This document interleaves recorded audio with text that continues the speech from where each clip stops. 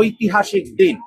আমরা যেমন নারীকে সম্মান করেছি, নারীর শ্রমকে সম্মান করেছি এবং অর্থনীতির শক্ত ভিত স্থাপনের জন্য আমরা ফ্যামিলি কার্ড মাননীয় প্রধানমন্ত্রী তারেক রহমানের নেতৃত্বে শুরু করলাম।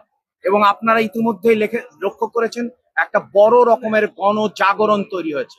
কারণ সর্বপ্রথম রাজনৈতিক কোনো বিবেচনা বা বাজ বিচারের মাধ্যমে এই কার্ড দেওয়া হয়নি। এই কার্ডটা সর্বজনীন, আমরা হতদরিদ্র, দরিদ্র এবং নিম্ন মধ্যবিত্ত দিয়ে শুরু করেছি। ভবিষ্যতে আমরা 4 কোটি পরিবারকে এই সুবিধার আওতায় আনবো। তার সাথে সাথে আপনারা ইতিমধ্যেই লক্ষ্য করেছেন যে বাংলাদেশের বর্তমান সরকার কথায় বিশ্বাস করে না, কথামালার রাজনীতি করে না, তারা কথাকে কাজে পরিণত করে। তার লক্ষ্য হিসাবে প্রথমে কৃষি ঋণ 10,000 টাকা সহ 12 লক্ষ কৃষকের 60 লক্ষ মানুষের জন্য কৃষি ঋণ মওকুফ করেছে। তারপরে এই আমরা রমজান চলছে, পবিত্র রমজান মাস, সেই লক্ষ্যকে সামনে রেখে আমরা ধর্মীয় প্রতিষ্ঠানগুলোর প্রতি গুরুত্ব আরোপ করে ইমাম, মুয়াজ্জিন এবং অন্যান্য উপাসনালয়ের যারা পুরোহিত আছেন তাদের জন্য কিন্তু ভাতা দেওয়া হচ্ছে। একই সাথে সামনে কৃষি যে আমাদের কৃষির কাজ শুরু হবে, সেই লক্ষ্যকে সামনে রেখে আগামী 16ই মার্চ তারিখ থেকে আবার শুরু হবে। অর্থাৎ স্বাধীনতার মাসে আমরা কিন্তু বাংলাদেশের নবজাগৃতি চেষ্টা করি।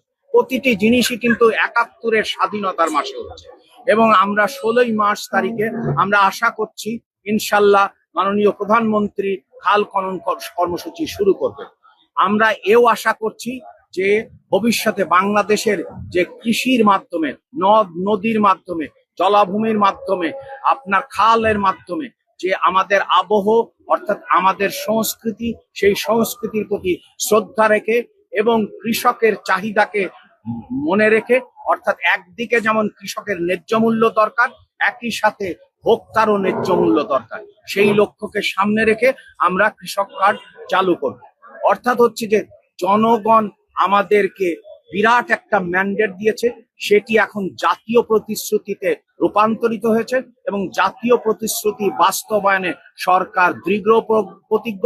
কারণ সরকারের সবচেয়ে বড় কেন্দ্র হচ্ছে জনগণ, কারণ জনগণই এই সরকারের আছে। আমরা ক্ষমতা গ্রহণ করি নাই, আমাদেরকে জনগণ রাষ্ট্র পরিচালনার দায়িত্ব দিয়েছে। আমরা একটা আগামীর বাংলাদেশ গড়ে তুলব, যত রকমের বাধা বিপত্তি আসুক। এখন আমরা লক্ষ্য করছি যে এক ধরনের যুদ্ধ পরিস্থিতি মধ্যপ্রাচ্যে বিদ্যমান, কিন্তু সরকার খুবই সচেষ্ট যে এই পদ্ধতি থেকে সামনের দিকে কিভাবে এগিয়ে যাবে, যাতে জনবান্ধব কর্মসূচির মাধ্যমে জনজীবনে যেমন স্বস্তি আসবে, বেকার নিরসিত হবে, দারিদ্র্য কমবে এবং জনমনে সংস্কৃতি শিক্ষার মাধ্যমে এক অন্য ধরনের মননশীলতা তৈরি হবে এবং বাংলাদেশ অগ্রসর হবে।